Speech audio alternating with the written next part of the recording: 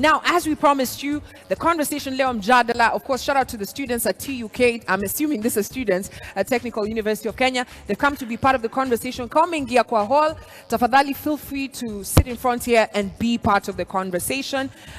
We've got an amazing panel, and there'll be more guys joining us. I'm going to start with you, Kevin. Start up right here to tell people what's happening on our left, rather.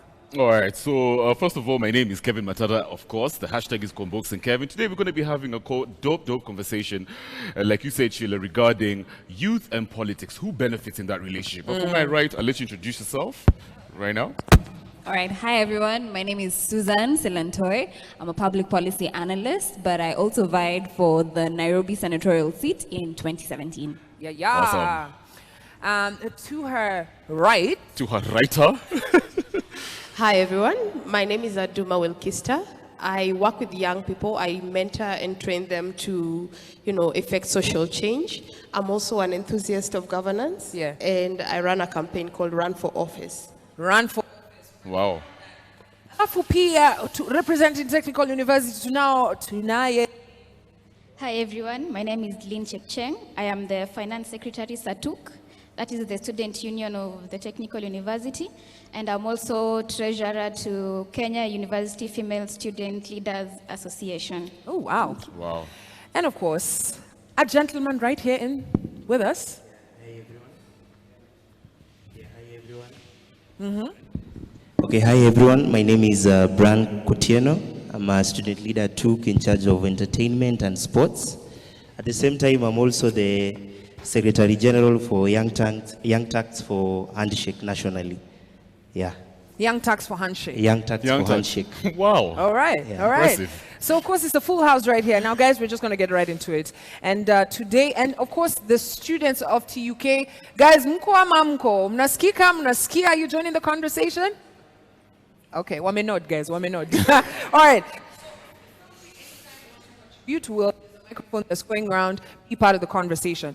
Now, and of course, you as the listener and the people who are watching live on vibesradio.co.ke, remember, you can be part of the conversation by simply hitting us up on that hashtag Kwambox and Kev or on Facebook. Guys, when you talk about politics in Kenya, kwanzia yani ile independence, there's always the youth who are, part of the conversation, either for campaigns, either for call it buy your vote. But then for us, when we look at this scenario, we're like, okay, we're going to 2022 election, right? And you can already see the narrative revolves around the youth. In fact, if you have just woken up from a coma from 1960 and you woke up in 2021, you'd really think that politicians love the youth. Like they genuinely have a passion for the youth. But then when you look after the elections, the relationship kind of becomes sour. It's like they forget about you for a bit and then they remember you after another 2 years. Who benefits from the relationship between politicians or politics and the youth? I'm going to start with you, Brian. Yeah, so basically, it's the Mr. Politician who benefits from it. Huh? Youth tend to struggle when it comes to engaging in mainstream politics. They shy away from it because the politicians, our political class, have not given us that opportunity to try and mentor us into the political atmosphere.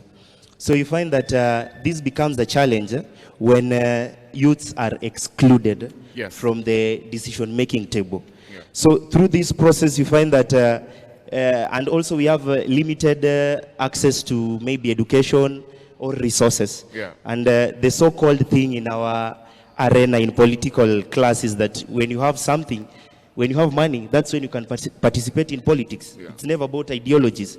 So young people tend to shy away from this.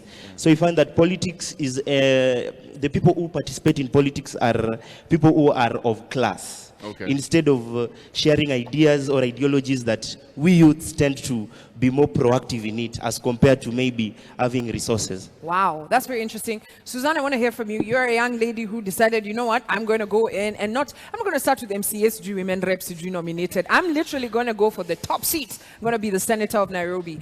He's talked about resources and mentorship. Did you have those as you were going in? Was this a hindering block? Absolutely. I did not have enough resources like everybody else, like my opponents. I didn't get the mentorship as well. But then we have to realize that what is in politics? It's interests, it's money. Yeah. So who is going to mentor a random person? Who is going to mentor, pick a random youth from somewhere, mentor them to get into politics so that what? They share with their interests and they share with their money? Absolutely not. So I don't think youth are supposed to wait for someone to mentor them or someone to usher them into this space. They're not going to share with us anything. So if we don't go for it ourselves, we're never going to get it.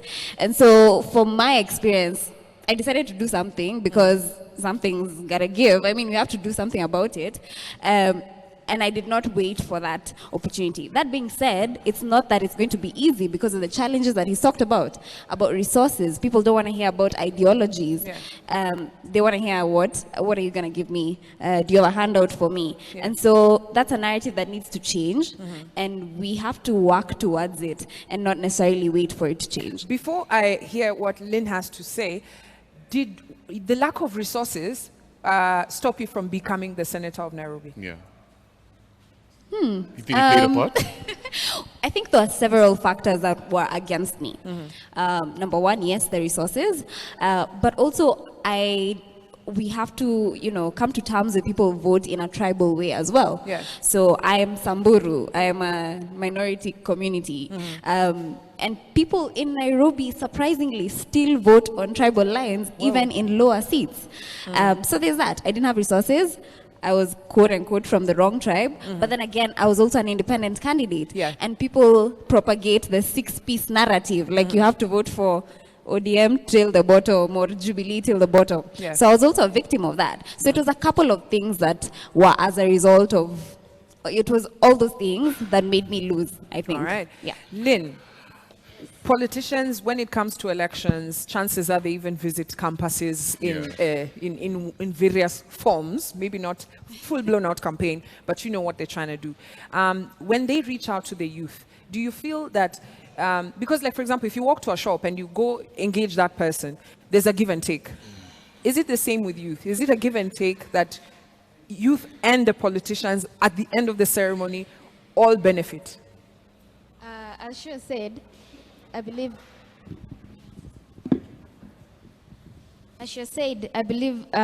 politics is basically about interests. So even as the politicians come to us to bring us whatever they're bringing us, I think they also give us something. But that something is just to, I believe we can say, is to cover our eyes and then buy us one way or another. And this is because as youth, we lack information, and I'll say political information at that. And that is, I can say our education system has failed at that. Because from nursery to all the way to Form 4, we learn about biology, mitochondria, sijui nini. But then we never get involved in the real things. And that is how the dynamics of politics in our country. And so we lack information, we don't know what's going on. And when they're coming to talk to us, we can just be carried away by whatever little things they're offering us. Yes, so I think what we get from it is just the tips and, basically being used. All right. So I'm hearing a lot of things in this conversation, one of them being, I think, which has been mentioned by the three, which is civic education, information. But I want to ask you, Aduma, in this 2021, even in here, everybody knows BBI, right? And a lot of young people have access to Beyonce's latest toothbrush brand, but what Vybz Kartel is eating in prison, but they don't know what's in the BBI. Is that lack of information or lack of interest? I think that's a very good question, because I was nodding to my co-panelists, but I was also feeling like on the part of young people, there needs to be initiative in this sense. When I was in the first year university, I volunteered at a political party, which I later became the executive director of. So that, in the sense, communicates that a young person, first of all, has to take initiative. I mean, you have to be interested in the conversation on politics. I know politics is boring for young people, because it's about resources, it's about interest, and it's about influence. Young people, ideally, at this point in time, do not have the resources in terms of, the money in their pockets to be able to run for office as, their co-contenders would. But young people have something that they've underutilized, and that is the power in the numerical superiority. Yes. And young people have not taken advantage of that to even vote in the fellow young people. By the way, in 2017, I voted for Silantoi. She doesn't know. Nice. Yeah. I hadn't met her then, but we became friends later. Yeah. But for me, the reason why I voted for Silantoi was because she represented a leadership that I wanted to see as a young person. And if we walk into this room and maybe even ask, did you vote for anyone who was under 35? Because ideally our constitution defines a young person in Article 260 as being between 18 to 35. Yeah. So did you find a young person worthy of your vote, and did you vote for one? So if you do not vote for one, then also we as young people are becoming part of the problem. So for young people to participate in the political conversation, they have to be interested in the political conversation.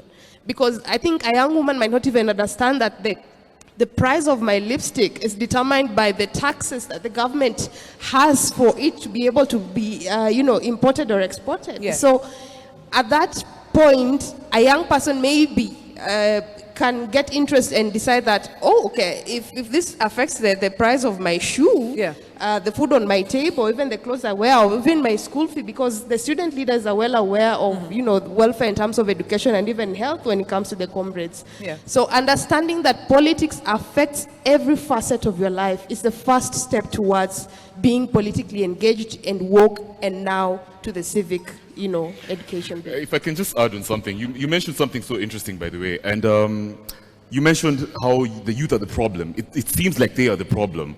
But when you look at the history, especially in our country, I remember there was a group called the Young Turks, right? And this one had the Orengos. But the ones for the handshake. Yes, no, they grew old. The ones for the handshake. Yes, for the handshake. Yeah. But where I'm coming from, I do understand that politics, it's not like a job you apply for. This is just something you go for, right? Why does it seem like the youth are intimidated? They want people to push them. They come off as entitled, like, hey, we know it's our turn, but we need permission for us to get this thing. And yet we have people like Sakaja, who was a young party leader who was at just the age of 28. I don't think he was an anomaly. I think that many people who have brilliant brains like Sakaja, why do they need to be pushed to get into the political space? I think I would really like maybe to hear from the young people when that conversation happens. We're going to take a short commercial break, and I want to turn to the students at TUK. There's something that Aduma mentioned before we get into what Kevin said. And Aduma mentioned that the youth are not into politics. Now, before we get back into the music, DJ Young, I hope you're already up on Mziki. To those who are listening in right now, I know there's a lot of young people listening. Are you interested in politics? Yes or no? Yeah? Yes or no? Yes. So we're going to discuss why it is difficult for us to have that confidence to go for that seat. DJ Young, take it away. Remember, the show is Morning Vibes, and we're live on station discussing the relationship between the youth and politics. Woo! Benefits. We'll be right back. It's 104.5 Vibes Radio. That's DJ Young holding it down, and I hope you're loving the vibes that are coming through your stereo. In fact, asanti sana to Waweru Njoroge, anasema anaskiza. Shout out to Muredi Swale, tuned in, loving the vibes. And of course, Sa Bramel Bukedi, James Kihara, and kuna dem hapa nimeona anajienjoy sana. Remember, the show is Morning Vibes, and we are live on location at TUK, Technical University of Kenya, at Haile Selassie I Avenue. Haile Selassie I. I don't know, it's never hit me like that. But remember, nobody can stop reggae. Kuna poll hapo tumeweka juu ya BBI, tunauliza venye imesell through kwa county assemblies, do you think that that's exactly what's going to happen in the referendum? Ama kwa grau vitu ni different? As a poll as simple as yes or no. But the panel on the stage is talking about the relationship on Mjadala. We're talking about the relationship between the youth of Kenya and politics, because it's I don't know, do the youth benefit from politics? That's what we're going to be discussing. But before we do that, Technical University of Kenya students tuko hapa na swali nilikuwa nauliza ni, are you interested in politics? Because when you hear the panel on stage, they're like, you know what, maybe we're not interested, we don't have anything for it. I just want to ask a few people. I'd love to hear your thoughts. Are you interested in politics, and why? Yeah, of course I'm interested in politics because in as much as we want to ignore it as the youth, but politics affects each and every of our activities, each and everything that we do in this country, our schooling, from our purchases of goods and services. It is all politics. So in as much as we want to deny and say, oh, politics doesn't interest me, that is what is happening. That is the fact and reality. Yeah. So, I'd love to hear the guy with the goggles behind there. Nataka kusikia. Politics, ini kitu yako ama ni afadhali tu usikie magenge tu? Politics, manze, it's my thing. Like, nikisikia politics, manze, ni kama arousal. Sijui kama unaniget. As in hiyo kitu inafanya tu, manze, like, chills, man. Sijui kama unaniget. You're feeling for it. Manze, nikisikia tu politics mahali. Nachangamka mbaya. Hadi ndio maana as in nimetoka Daro kulikuwa na kati nimeepa. Juu nimesikia kuna politics mahali. Ambia wase jina yako. Naitwa Humphrey. Humphrey, patia beshte yako mic hapo na nataka kusikia. Uwe mwenye amevaa t-shirt iko na stripes. Are you interested in politics? And do you think politics has something for you? Yes, I'm very much interested in politics. Yeah, I think politics affects a lot of things in my life, and I really have to be interested in it. And when you look at the guy in the pink t-shirt, when you look at the political temperatures in the country, yani hii country yetu kuna time politics is not taking center stage. Everything revolves around politics. How does that make you feel? Do you feel like it's too much politics? Would you rather be focused on something else? Ama it's bad politics or it's good politics? Okay, so I feel like it's too much politics. Like I feel there are better things in life than the politics. But point to note, seen a beef against politics. Ni ati tu pia spendi heartbreak. Na the youth and politics ni kama heartbreak because tunaambiwa unafai kujoin politics, unafai care about kitu inafanyika. But when you actually get there and what to try, it doesn't work out the same for us. Inarudi back to the point that politics is a dirty game. The point to note, chukua university leaders wote wenye wamekuwa, how many of them actually get to be involved in politics in a substantial manner? They're always given their place in a kaniko umekuwa hapa ndio bring out to a university, but when they're done with you story yako inaisha hivyo. Ingekuwa ukweli politicians and the political sphere najali about the youth and politics, the people at the helm of politics over the years wangekuwa wengi kwa politics, not just Babu Owino. But the fact that Babu Owino is the only one in a show that technically the people in power don't care that much about the youth in politics. So for me ni staki to heartbreak. So heri nijue kuna politics pahali nisikie iko, but nisiumwe roho bure. I hope you guys are listening. Before we get back on stage, I want to hear from the guy with the sitting next to you. Does your vote count? I believe it does. You believe it does? Yes, it does. All right. We're going to come back. I want you guys, the rest of you, to think about your answers. Does your vote count? Because you hear a crazy narrative of youth saying, "Alan vote bana, hiki tu iko ready, hiki tu ni iko na wenyewe, hiki tu inakuanga tu na watu wao. Hata nikienda huko nipange line, ishachukuliwa." And I think somebody who's best placed to answer that question is definitely Susan. And you see, Susan, you first of all, you ran for senator, the senatorial position, for Nairobi senatorial position in 2017. So kuna hii narrative also nasema, it's a dirty game, iko na wenyewe, it's expensive to get into politics, you need resources. Is that true? Is it really true? Because nilisema earlier, the people who've actually gotten there, I believe, with a bit of resources, and they've been impactful, and not one like Sungu said. They're a couple. And like, for example, Will Kister said she voted for you. Do you think her vote reached the counting? Did it count? First of all, I'll answer this in three ways. So the first one is, I'll just answer that directly. I got about 32,000 votes. Impressive. Now those votes... Good stuff. That's a good number. Thank you. Now those votes counted for me. As a young person who's trying to do something in this country, I was encouraged that some random 32,000 people, including Will Kister, would actually listen to what I had to say at this 23-year-old girl who's running around trying to tell them something. And I was very encouraged by that. And honestly, that gives me drive to keep trying, to look for solutions. And so those lost votes, I call them lost votes, they matter to people who are trying to do something. whether they count or not, I think that's just how you view it. You can view it as, I voted for someone and she's ending up doing something better and I'm happy about that. But if you view it as, but my candidate lost, that's just how democracy works. You vote for someone wins, someone loses, period. Now, the other thing is, I've had this narrative of, okay, so I feel politics is a dirty game, or politics is messy. But like, and he said politics is too much. But what is politics? Like, what are we defining as politics? Because what we hear as politics is, oh, Raila amesema sijui nini, oh, Ruto aliambia nani. You know, that's what we hear as politics. But really, politics is, so the county assembly passed the bill for us to go for a referendum. That's politics. Recently, there was going to be a Mtumba ban. That's politics. That's politics.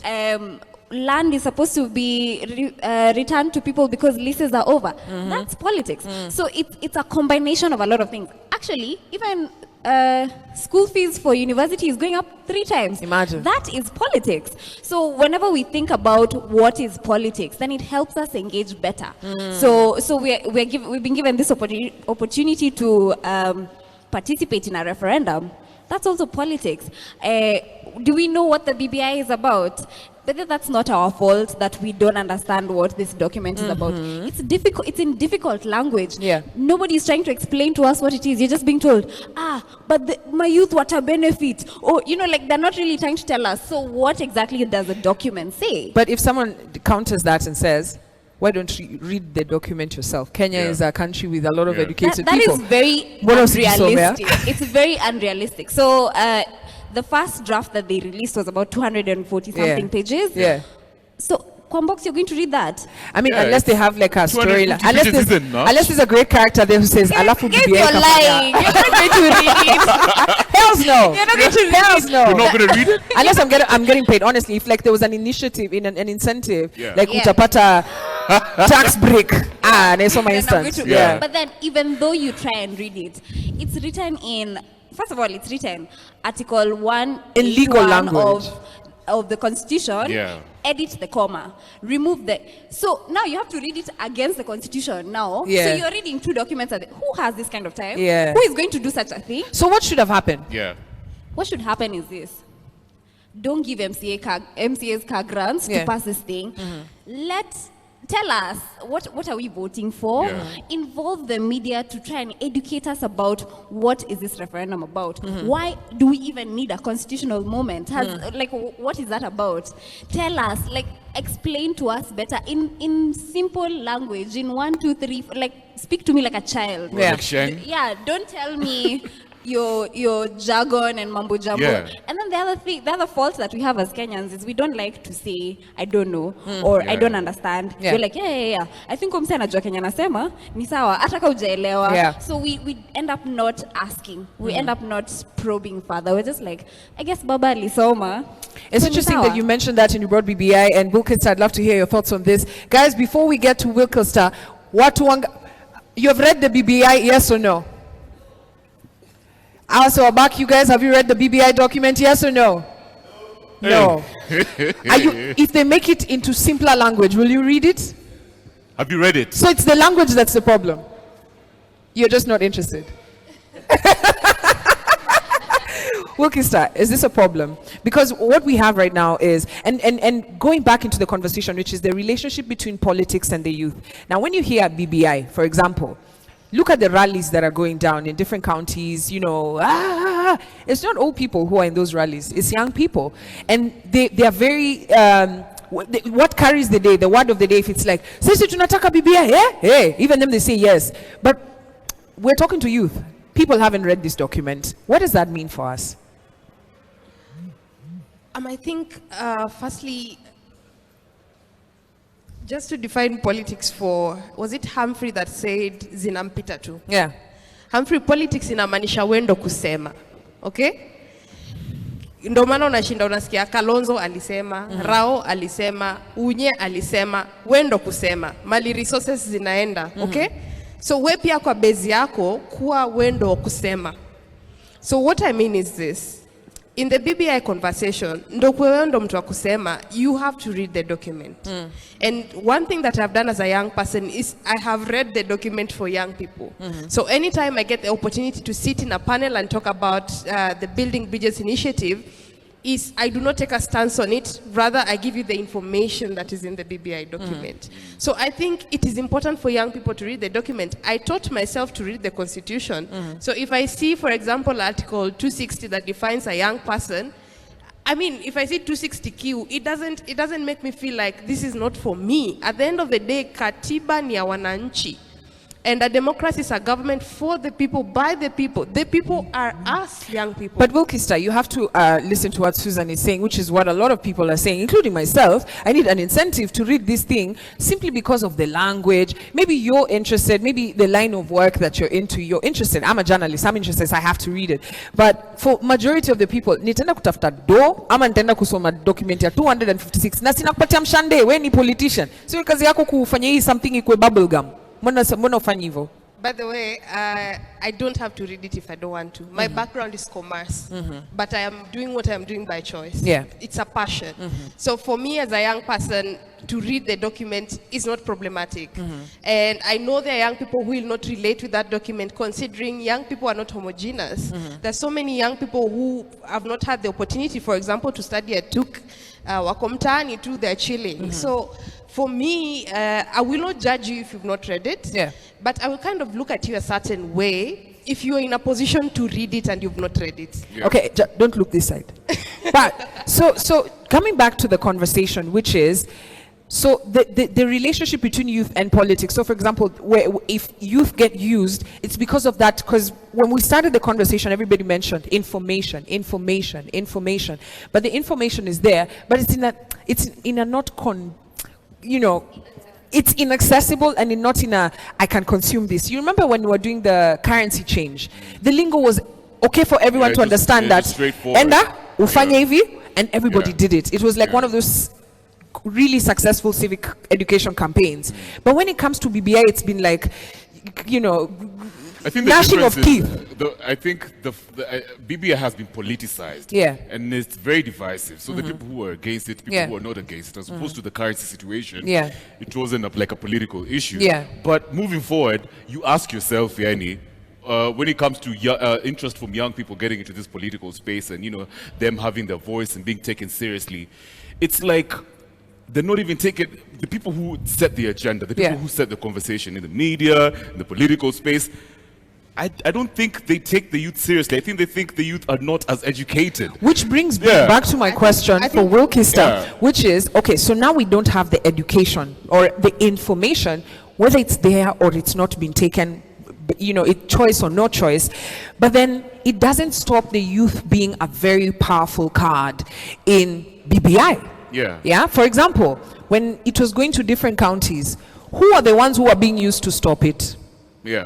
It was the youth on the streets, whether you've read it or not. So bringing my question to Wilkista and then to Brian, is it then youth are easily manipulated because of the lack of information? Or the lack of interest in the information? Let me take us back before I get to the lack of information actually being a valid concern or point. The Young Kavirondo Association, the Gema, Mau Mau. Can we go back to those days and ask ourselves how information reached them?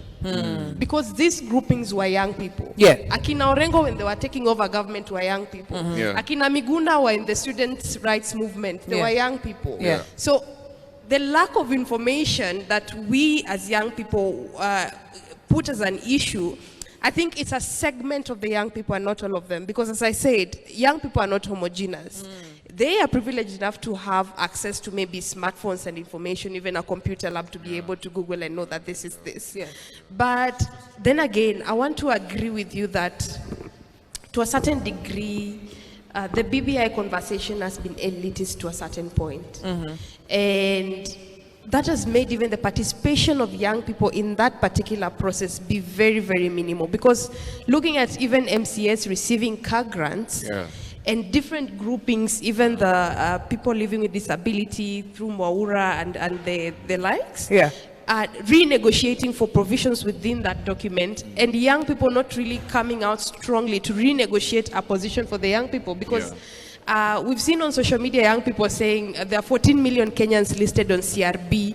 We bet a good number of these people are young people. So how do we as young people also even caucus to be able to negotiate from a point of power?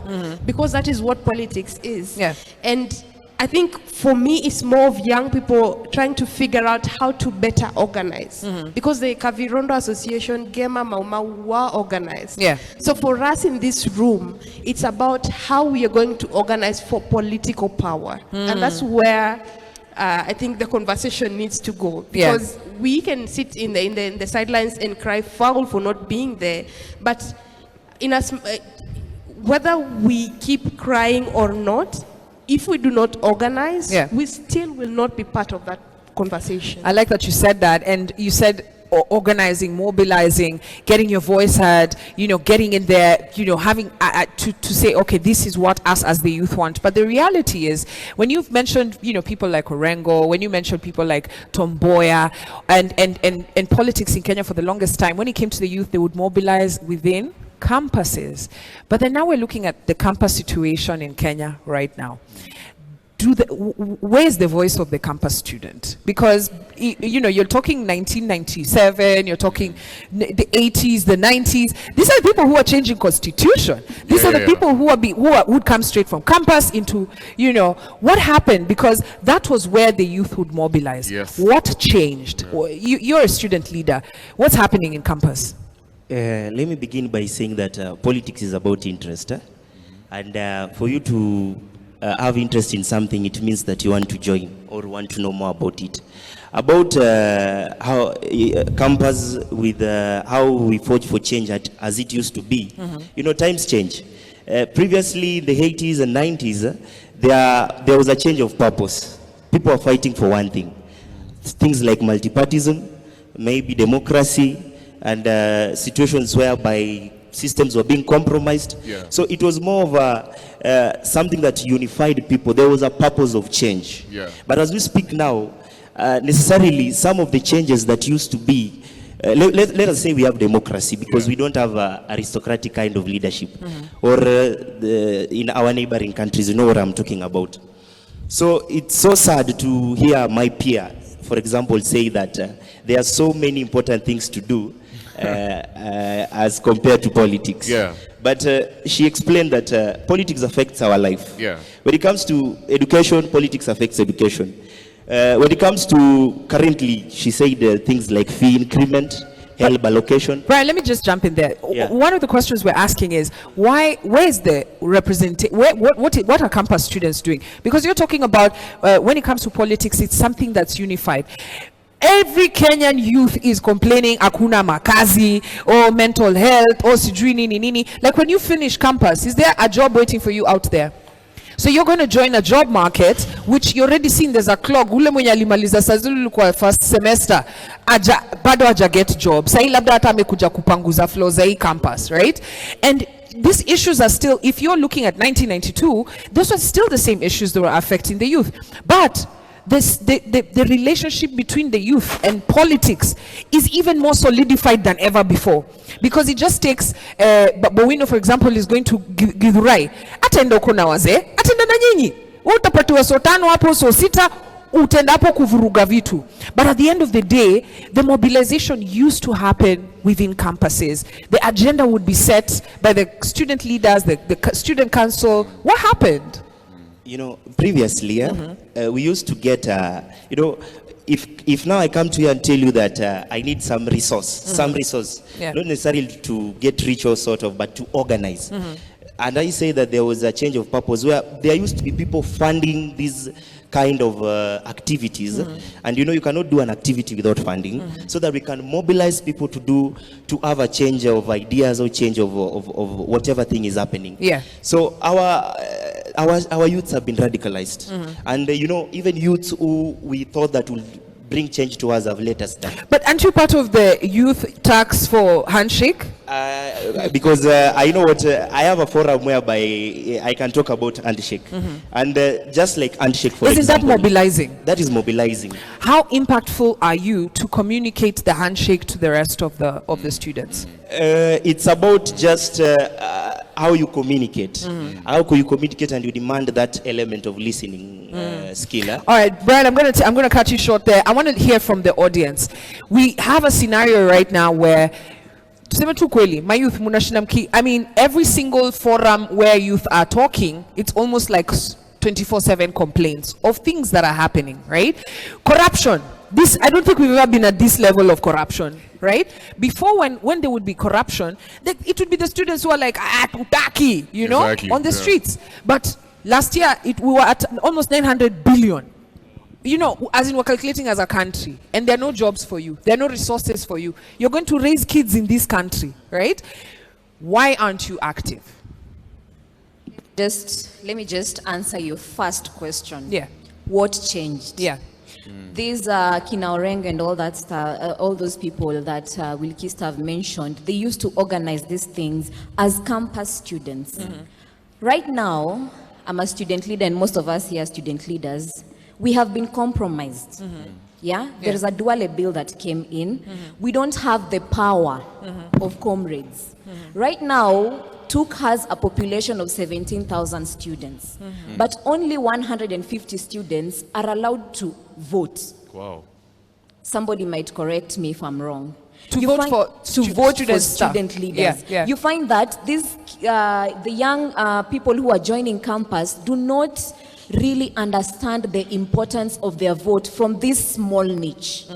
In campus, that is where you learn politics. That is why you're fresh from high school. You learn how to vote. You learn their campaigns that are happening. You learn that if I put this person on that seat, I am putting him for the right purpose. We don't have the sense of purpose as young student leaders. And that student leaders and young students, that is where the problem started.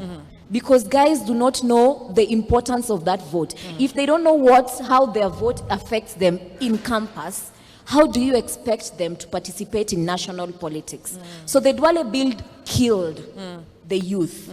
And let me tell you, it's only a small percentage of the youth that are literate. Yeah? The rest probably dropped out in Form 4, a large percentage, you know the statistics. Yeah. So if it is us in campus, if I'm telling you right now that I haven't read the BBI, and I am in campus, I have the capacity to, why do you think I haven't read it? What about that young youth struggling maybe with a certificate course or maybe with a hustle mjengo huko chini? Do you feel that if me, myself, who is literate and I know what is happening in this country, haven't read that document, will that person read that document?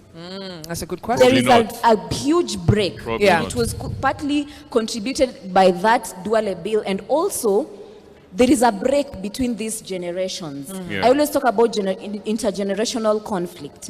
You find that the guys who are up there, they block the ways of the youth intentionally. There are so many bills, there are so many acts. You're talking about organize, mobilize, and all that stuff. We have young activists in this country who are being killed every day. We have like injustice. If you go to the informal settlements right now, we have social justice centers that are being, but what is happening? We have killings, extrajudicial killings that are happening every day. You try raise your voice, you're silenced. Even here in campus, it happened in TUK, and I'm not afraid to say. I'm not afraid to say it. I know some people are maybe, I don't know. We appreciate that. We really appreciate that. I don't know what will happen after this, but we tried once in 2018 to go against a policy that was imposed to us. 5 of the Congress people were suspended, and some of them are still struggling to get back to school. Wow. What do you expect us to do as the youth? If we want us to speak out, to voice out our voices, but the people up there, the ones who are silencing us, do you think that I would go and support something or go against something? I'll be killed. Wow. I have a future to protect. That's very interesting. Before we get back, I want to hear from the guy with the goggles behind there. He has something to say. Remember, guys who are listening from home, we are live from Technical University, and these are conversations we have with the youth about things that affect us. And today, of course, we're talking about youth and politics. Wambie jina alafu ingie kwa conversation. All right. Yeah, Humphrey. My name is Humphrey. Uliuliza, what is happening right now? Tunapigwa tukimasajiwa, sije kama mnaniget. Tunapigwa lakini pia msee anakumasaji. Angalia kama sayazi tunaambiwa kuna tax holiday. Okay, mimi sijaelewa sana ukitwa hadi nusu nini, but naambiwa kuna tax holiday. Alafu pia msee anakuambia kuna tax holiday, lakini yeye pia mwenyewe ameprepare that for the 7 years anakupatia tax holiday, utakuwa jobless. Unaona? Yeah. Alafu ukiendanga kwa hizi marali, msee unajengwa 5 so. Unaona? Yeah. Anakupatia massage, anakumassage. Lakini pia huku nje hauna job, huyu jamaa anakupiga. Lakini ndio amekujenga 5 so ya lunch. Manzi unasikia hiyo feeling azinipoa. Msaka kujenga 5 so sasa manzi na una lunch hiyo day ilikuwa usikize ngoma time ya lunch. Umsa amekujenga. Manzi una feel tu poa. Unaona? Lakini pia azin works hauna works. Alafu kwa kulikuwa na historia BBI. Hiyo kusoma BBI. Manzi kitu ni refu. Kama kusomea teo ni shida. Uko na PDF lakini kusomea teo ni shida manzi, like haikunice kusoma hiyo teo na ni life yako. What about BBI as in ni kubwa alafu si attractive. Ni word document msi hadi azina pictorials. Inafaa kuwa PPT plani, iko na picha manzi, kitu inakuwa attract. Lakini kitu ni boring, it's so boring. Mimi nilisomanga nikafika page 10 nikalala, nikaachana nayo. Ukaachana nayo. Na uko kampo. Haibambi.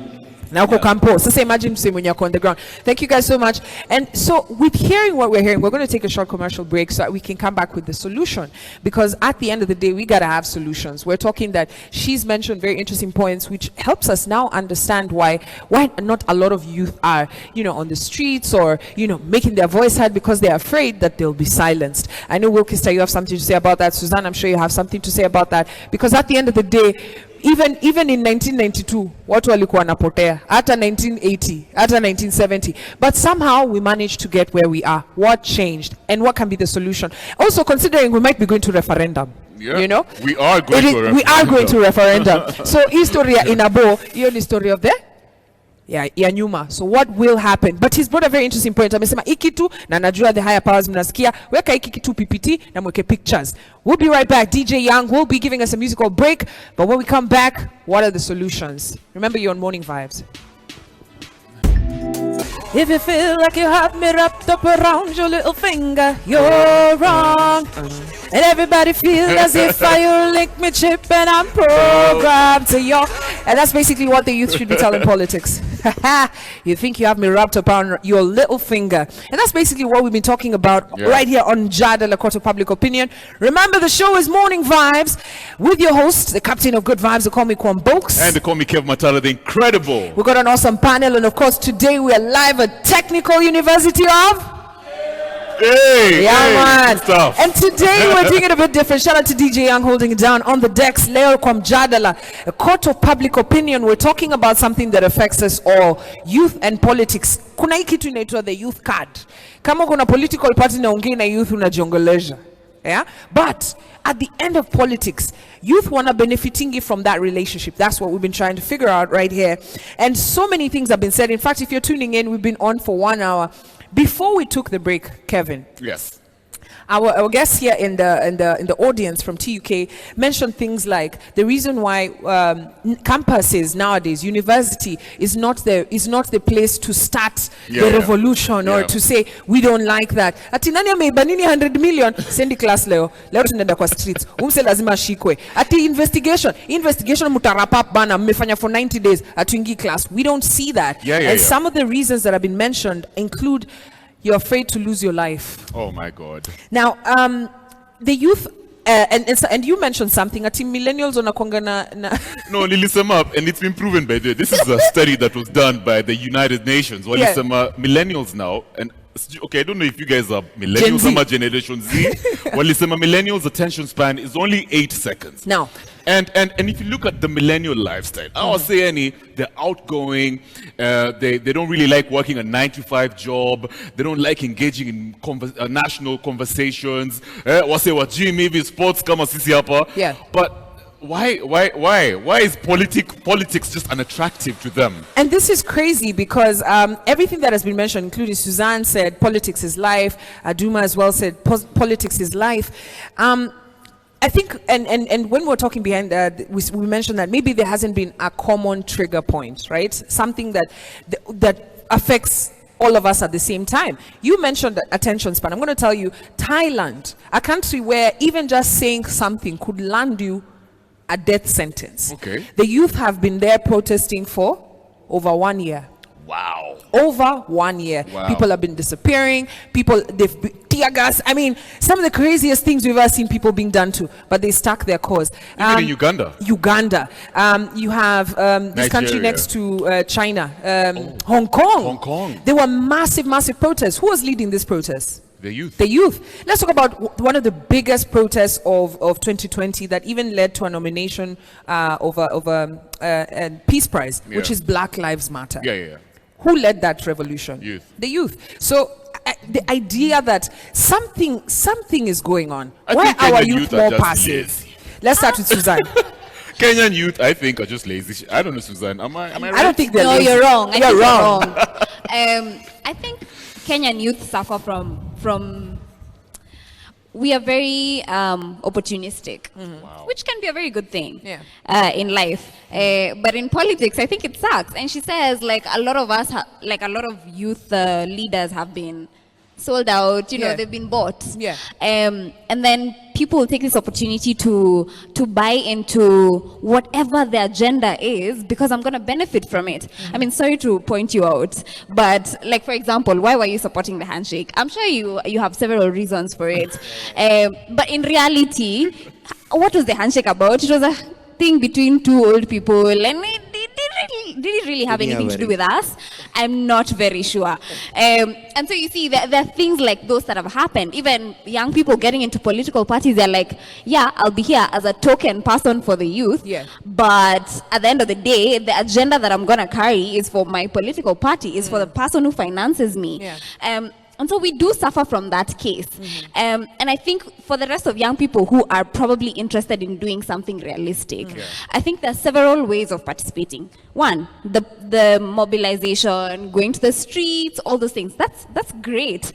And we should do more of that. But not everybody can do that, to be just honest. Because not everybody wants to do that. And it's risky at the same time. However, it's most effective, just so you know. But it's risky and not everybody's going to do that. So how else do you participate? You've talked about the Duale bill that was tabled because of organizing, how campus is organized. I think as campus leaders, maybe it should have been your responsibility to rally against it, go for public participation to make sure your input is heard. That's a channel of how you can impact change in that way. It's civilized, nobody has to scream. Is it working? It isn't. You want to give her? It depends. Can you just pass the mic? Mike, give her the mic. Remember, you're on Morning Vibes, the show on Vibes Radio. You were saying? Let me tell you, I'm not being defensive, but I'm just pointing out a very important factor. We have collected signatures, we have gone for rallies, we have funded our own campaigns against that bill. When that bill was passed, I was in first year. Yeah? And when I was in first year, the first election I had in this school was a one comrade, one vote election. And that is what got me interested in politics, because of the campaigns that I did for my preferred candidate. When that bill came, you can ask them. We have collected signatures, we have written petitions, we have done papers. Nothing. It is like you were just silenced. The comrade power, I know it has its negative sides, but for us to have a sense of purpose in politics, it was very important. That is why there's a disconnect These millennials, in as much as we have all the, you know, like they don't like it, but it is because it was not instilled in them that, you know what, your vote counts and your voice counts. Whatever you have, whatever opinion you have, we have tried. Yeah. And honestly. And to add on it, on the same, you know, we also went to the court. High Court nullified our petition actually, saying that the process that the Duale law was used to be passed was legal, and there's no way that the court has mandate to nullify what the parliament has done. So, you know, we were discouraged to an extent whereby we couldn't appeal. That's true. And finally, Babu Winos, to be specific, who apparently is our patron, we thought that being that now he's in legislation, he could go and help us in trying to advocate on changing the bill. Apparently he went and dined, whatever, I don't know what went and happened. So, you know, and he sold we out. also don't have a helping hand huko juu. Unaelewa? Yeah. So mnapigana lakini in real sense there's nowhere you are going. And did that discourage you from continuing with your advocacy and letting people know that this is your thoughts on this bill? It did a lot because we mobilized students and across all public universities in Kenya. Trust me, we were meeting here every month, specifically in this institution, calling press conferences. And we were using our own money. To some extent, even I can blame the press, because these are issues that are affecting us. You call the media people and wanataka kitu kidogo ndio story ikuwe heard. Unaelewa? So you end up being discouraged because the only way this thing can reach the whole country is through the mainstream. Yeah. And if the mainstream media also pia wame compromise. So where can we go? Should we just go and shout hapa kwa barabara na kuna mtu atatusikia? Wait, so everybody is compromised. We're talking the media, we're talking the student What are we left leader. with? Put your microphone. Sungu. Okay, in my opinion, the media is the birth of all these problems. Time alisema 98%, alisema the problems Julian's up. I was like, the problem started with the media. Okay. Inarudi kwa point yenye medefine what politics is. Sahi mkisema, that's what politics is to you, not to mimi mwenye naona the media. Yeah. Wakadinali anasema Kenya ni ya Uhuru, Rao na Ruto. That's what politics is to me. Kenya ni ya Uhuru, Rao na Ruto. Huyo boy amekaa hapo kando yako. I don't agree with most of what he does. Yeah. But he has worked a lot. He has done the most. Wamekuwa waki-organize rallies here for help. Yeah. They have been joining with university students from UN. Did the media cover it? No. When you say youth, sisi hatufanyi kitu. Ni uongo. Tunafanya vitu. It's just that you don't care. But let me specifically the media. But let me ask you a question, right? Jesus. We are talking with millennials, right? These are millennials in this room, right? Do you watch the news? Now, you see. No, do you watch the news? I do. Okay. See Majority of us, but I do. news, what are watching news? What's the fastest way to get people to know what you're doing? Watching the news. Social media.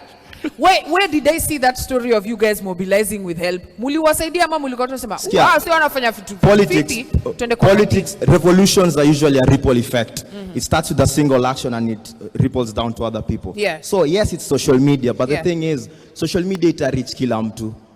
What's happening right now? That's a fact. What I post haitafikia kila mtu. What you put on air itafikia kila mtu mwenye anawatch KTN.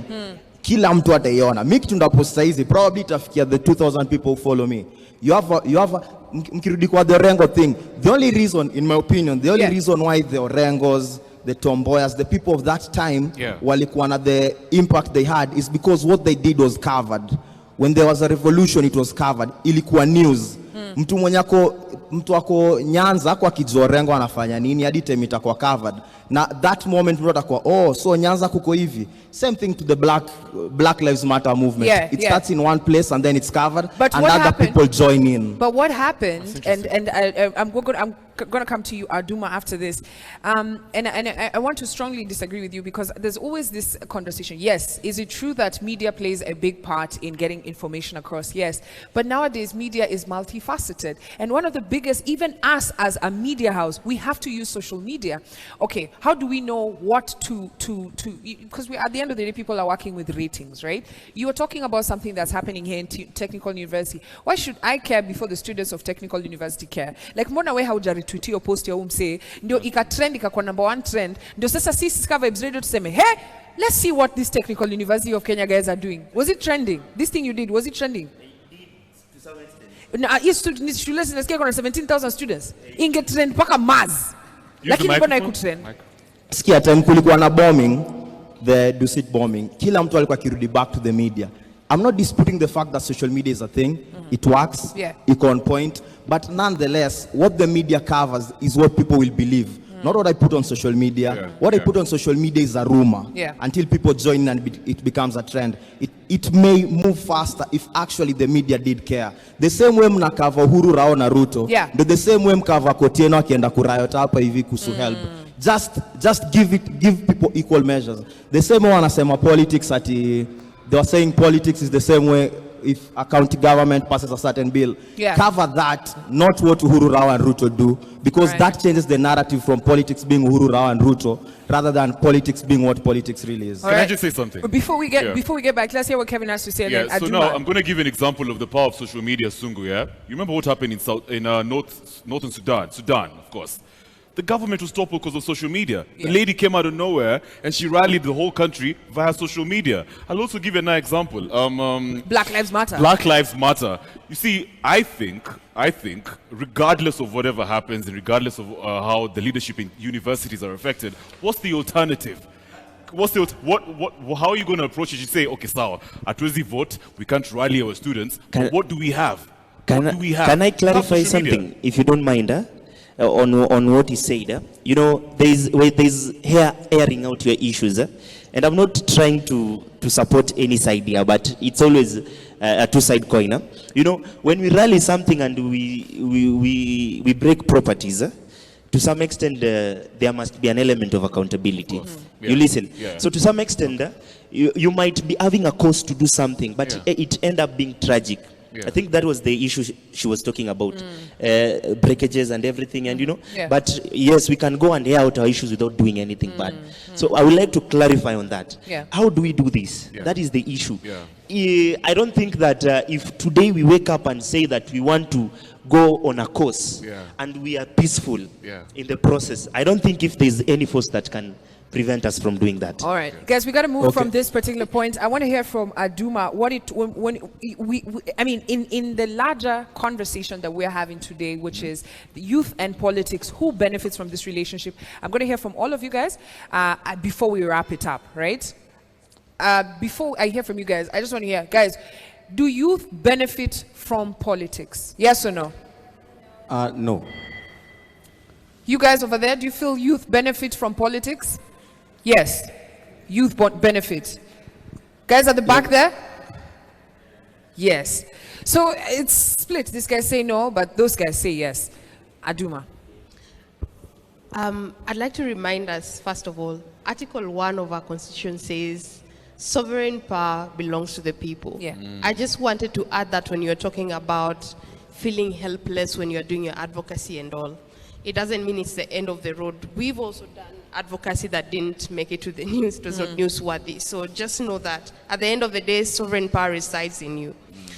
I think it's dishonest to say that politics has not benefited us in any way as young people. I mean, literally, the food on my table, Article 43, the hospitals I go to, you know, access to employment or not, is all politics.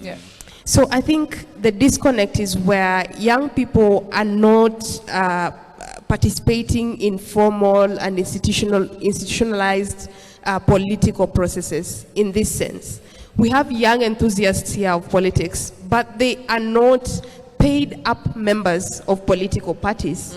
At the end of the day, what that means is that you have no voice within that political party. Does not matter whether you mobilize 1 million people today for any party. If you're not a paid up member, you have no voice in that party. Two, if you are running as a candidate, first of all, your disqualification would be you're not a paid up member of a political party. So it is very important for young people to be cognizant of the fact that they need to participate in processes, political processes that are formal and institutionalized. That's the only way you can get recognition. Two, I feel like our electoral management body also has a role to play in ensuring that young people participate in these formal institutionalized processes. For example, when the nomination lists land, at the electoral management body, ideally it should be given to the underprivileged members of the society, like women, young people, and people living with disability. The electoral management body has a duty to ensure that this is adhered to. 3, the office of the registrar of political parties, because when we're talking about youth participation in political parties, our political parties have owners. So at the end of the day, what that means is, as a young person, you do not have a voice to be able to make decisions or influence any change, meaningful change for that matter, within the political party. So the register of the political parties also has a duty in ensuring that young people are mainstreamed into, party structures. And I dare say that I don't think we need to have youth leagues, women leagues, disability leagues, and all that. It should be one party that is very inclusive across its ranks, so that when the organ that makes decisions within political parties, the National Executive Council sits, a young person sits there, a person with disability sits there, a woman sits there, and they all have an equal voice. So for me, that is a larger conversation and where I'd like to see us go. I love it. The other thing also is, when we do not participate as young people, especially in elections, as candidates for these particular seats, we can influence very little. Right now in the National Assembly, the number of young people below 35 is less than 4%. But between 35 to 40 is about 30%. I know politically we consider people under 40 young, but at the end of the day, when you sit down and say, oh my gosh, I don't think Sakaja is influencing for me a youth policy that I'd like to see mainstreamed, it means maybe they've gone past the 35 bracket, and therefore your issue as a young person is not a primary concern to them. So participate, because I see the statistics say the young people that participated were 3,209, but only 314 got elected. But there were a dismal number, which is 219 young women participated, 6%. By the way, the young lady, the brilliant one, I think you should run for office. Who, the lady? Yes. Yeah. Okay. All right, so I want Suzanne to react to that before we come to Lynn as we wind up. Lynn, Suzanne Aduma mentioned joining a party, but you've done this independent. Yes, I did this independent because getting into a party is hard, guys. And you can't walk in and be given a ticket immediately. So I think it's about working your way through to these spaces. In terms of, I think first of all, we have to understand, why are we doing this? Like, why do you want to get into politics? Why do you even want to be involved in politics? If it's about a greater good, which I really hope it is, then it'll give you motivation to withstand this kind of thing. Or you'll work through the party ranks, you'll probably end up using some of your resources in these spaces, like you guys have already done in things that you're doing, which, by the way, is very encouraging. Like, I'm so happy to hear that you people actually did so much. You use your own resources. And I really want to encourage you guys to keep doing it. I know it's difficult. It's difficult because it's discouraging. It doesn't give results immediately. But it's good to also continue innovating, thinking of better ideas on how can we involve more people. Okay, so last time we called this media houses. Who else can we look for? Who else in this media space can we look for? I mean, it's just about innovating ways in which we can participate more. But I really want to encourage you guys that you're doing the right thing. But we are always seeking for alternatives. We're always seeking for new things to do with the platforms that are available to us. And yes, there's great risks, but at the end of the day, if your purpose is it's good, then it'll keep you going in that space. So I really just want to encourage you guys, and I'm so happy that you're doing this. Reach out to more people, get on social media, talk to whoever you can. I mean, everybody's online nowadays. Reach out to more people, they'll help out. People are always interested in these things. So just put yourself out there and trust me, something will come your way. I love it. Lynn, I'd love to hear from you. A lot has been mentioned, including political party membership. And let's bring it now back to campus, because we've spoken about the youth card in politics from a larger youth perspective. But now let's bring it to campus. What do you think can be done that is not already being done? Should political parties start recruitment here in campuses? Because they used to do that. They used to do that. I don't know. She's saying it's so hard to get into the party. I've never had aspirations to, and I'm going to work on it. But do you think they should be coming to campus to recruit here? Yes, for sure. Yeah. political parties, for them to reach the people, they need to get to the campus students. And in particular, I think like students need to get out more. And then let me just go back to a point I had in mind before. I think most comrades don't involve themselves with politics because of the pre-existing frustrations that they are facing, and that is both financial and academic. So even when these political parties are coming to talk to us, I feel like these basic problems need to be addressed first. You know, you can't tell a comrade to go and register for a political party when they don't even have lunch. You know, when they can't even pay fees, when they can't do a cut because of 1, 2, 3 issues. So I feel like even before we start mobilizing the comrades to go out there and do something, you know, what do we have them on our back? Can we rally comrades to come and push for whatever agenda we are pushing for? And I feel like the moment to start addressing these issues is when you can now tell people to go out, register for a party, align yourself with Hustler Nation or ODM, whatever party, and then you get your facts, issues addressed. But Lynn, yes. As we're speaking right now, those issues could be happening and you're like, okay, let me sort out my issues fast before I join you guys. But life is still moving. Laws are being still made. Your issues are still they're exacerbated. And because you're not taking part in it, you know, nobody's saying, hey, we should reduce the school fees. You know, the student is having a tough time because you have taken yourself out of the equation. So the youth is still being used. You know, if it's not the ones in campus, it's the ones on the streets, you know, at the end of the day. Well, I feel like that is what actually makes the difference between one person and the other. This is why Orengo aliingia kwa kiti, and then maybe our parents walibaki wakilima shamba, you know. But at the end of the day, we cannot tell everyone to go out there and do something. You have to involve yourself. And the least you can do as a comrade to involve yourself is to be informed. Watch news, do the least that you can, and that is the best way you can be involved. You don't have to go and register to the party. Okay. All right. And finally, we're going to hear from Brian before we wrap up. Guys, thank you so much for being a part of the conversation. Brian? Yeah, so finally, Young Turks for Handshake is an organization that was formed by the patrons. Our national patrons is Raila Odinga and Uhuru Kenyatta. Then our co-patrons are Zach Kinuthia and Elijah Oburu, the son to Oburu Odinga. Elijah. So our main focus was young youths could come out and we teach them on BBI. Yeah? Because I'm supporting BBI with a reason. I can sit down here, if it's in a political forum, I can tell you what BBI is. So most of us are not sensitized on the same. We have the co-chair here, and it's called Fred Makajos. And our main focus is I have grabbed this opportunity so that I can teach my people on what BBI entails. Finally, she was talking about how parties need to register people in campus. I'm a member of KANU actually. And I'm the national chairman of Universities Chapter. What we want to do, we are organizing a university conference where we want young people to join politics. And it's not that I was called upon and appointed. I just went there and said that I have this idea and I think it can work out. So what I mean is young people and youths need to grab opportunities.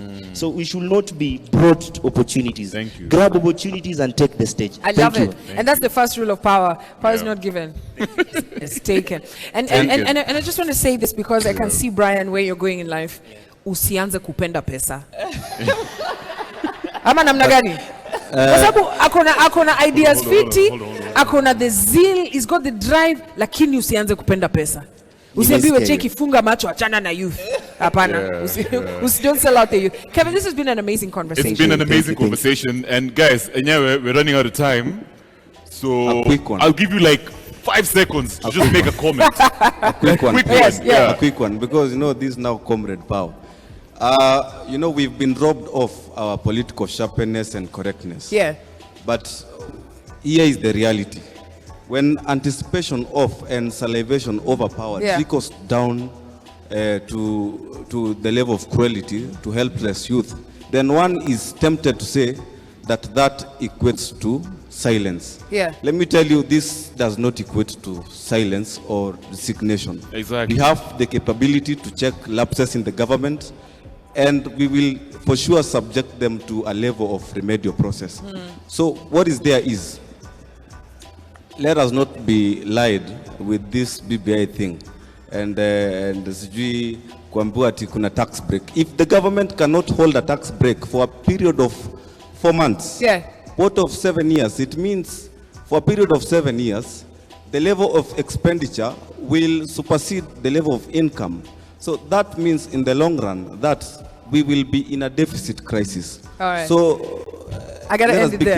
I gotta end it there, guys. Thank you so much for being part of the conversation. Just 28 minutes left. Na Brian, shikana na huyo mwanze kufundisha watu juu ya BBI because I may break down. I feel like tomorrow we're gonna come through for a different conversation on BBI. But Asante Sana, we've been at Technical University of Kenya. The conversation is the youth card, and there's so much that has been said. I want to thank my panelists, Lynn Chepchang, Brian Kotieno. We got Aduma. We've got Suzanne Silantoi, and of course Kevin. Are you a panelist?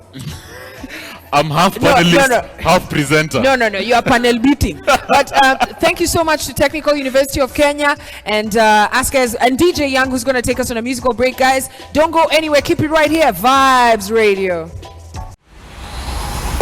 Vibes Radio. We rule the nation in this generation.